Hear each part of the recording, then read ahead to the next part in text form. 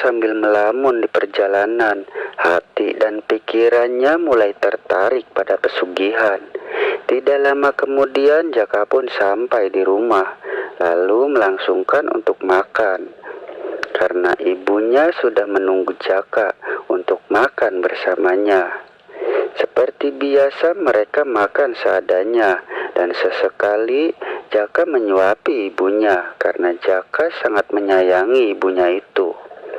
Dan setelah selesai makan, Jaka pun keluar, duduk di balai bambu depan rumahnya. Sambil membakar sebatang rokok, Jaka pun termenung karena terbawa suasana hening di malam itu.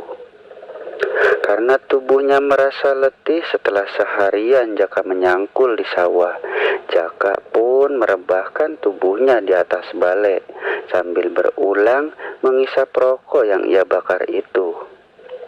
Jaka membayangkan melakukan praktik pesugihan dan telah berhasil kaya dan menikah dalam hayalannya itu. Setelah rokoknya telah pendek, Jaka pun membuang, melemparkan ke halaman rumahnya sambil tersadar dari hayalannya itu. Jaka pun mulai tidak bisa menahan kantuknya, lalu Jaka tertidur di luar. Waktu mulai pagi, Jaka pun terbangun dari tidurnya, dan sebelum Jaka pergi ke sawah, tetangganya menghampiri Jaka. Ia menyuruh Jaka untuk mencari rumput buat pakan kambing miliknya, dan akan membeli pada Jaka. Karena sudah terbiasa demikian, Jaka pun menyanggupinya dan akan membawakannya sore nanti setelah pulang dari sawah. Setelah percakapan selesai, Jaka pun langsung pergi ke sawah sambil membawa karung dan arit untuk mencari rumput setelah kerja di sawah itu. Singkat cerita, Jaka selesai bekerjanya karena waktu telah sore. Jaka pun melanjutkan untuk mencari rumput pesanan tetangganya itu. Di pinggir sungai yang lumayan besar, Jaka pun melangsungkan dan melakukan pencarian rumput itu. Di tengah rimbunnya pepohonan, Jaka pun melakukan demikian karena rumput tumbuh subur di bawah rimbun pepohonan di pinggir sungai itu. Suara burung bersahutan menunjukkan waktu telah sore menjelang waktu maghrib. Jaka pun hampir selesai, sedikit lagi karungnya akan terisi penuh oleh rumput itu.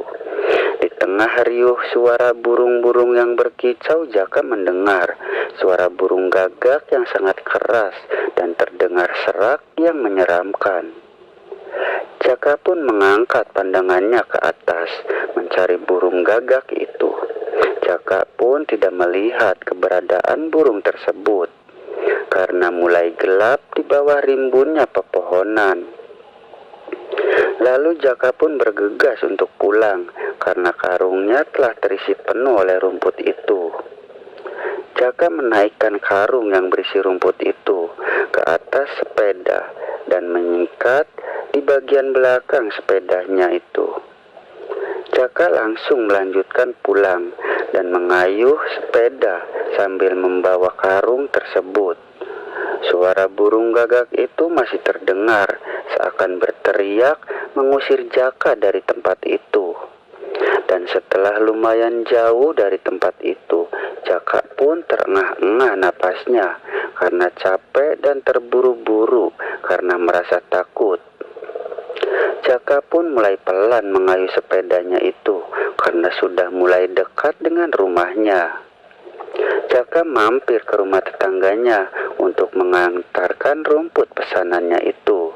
Dan setelah menerima upah, Jaka langsung pulang.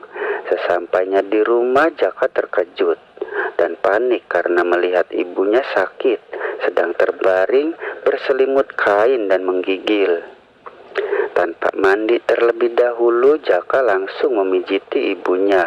Dan tidak lama kemudian Jaka keluar untuk meminta tolong pada tetangga terdekatnya untuk menemani ibunya karena Jaka akan membeli obat.